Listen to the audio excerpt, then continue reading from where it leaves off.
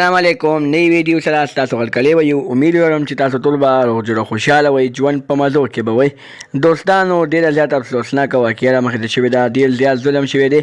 یو ظالم بدبخت تسبیح خپل بوډا پلار په خپلو لاسو باندې ډېر زیات په بد حال سره قتل کړو ولې قتل کړو دغه ظالم بدبخت تسبیح داسې کار ولې وکړو چې په خپلو لاسو باندې د خپل بوډا پلار قتل وکړو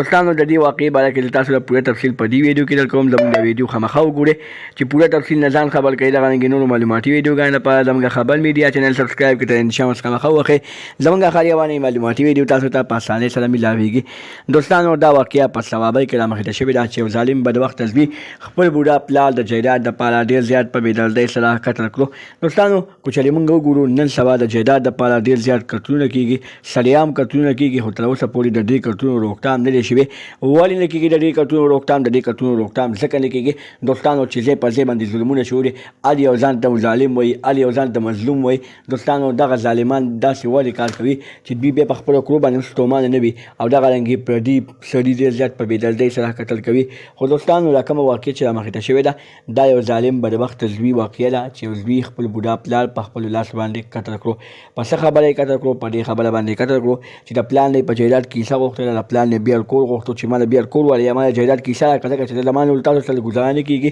او نه زه ستاسو خلچې برداشت کولی شم نو پلار خپل زوی ته وویل چې بچې مونږ تاسو ته څه ویلي دي چې ته مونږ په آرام نه پرېږدې ته مونږ پسې چې کله واده دې کړی دی نو ته مونږ په آرام نه پرېږدې کله پیسې غواړې کله ګاډي غواړې کله څه غواړې کله څه غواړې اوس کې پکې بیا فرمایش راغو چې ما د بیا کور واخله نو چې کله ورته پلار د کور نه انکار وکړو دغه ظالم بدبخت زوی په خپل پلار باندې فایرنګ وکړو په هغه فایرنګ کې خپل پلار ډېر زیات په بېدردۍ سره قتل کړو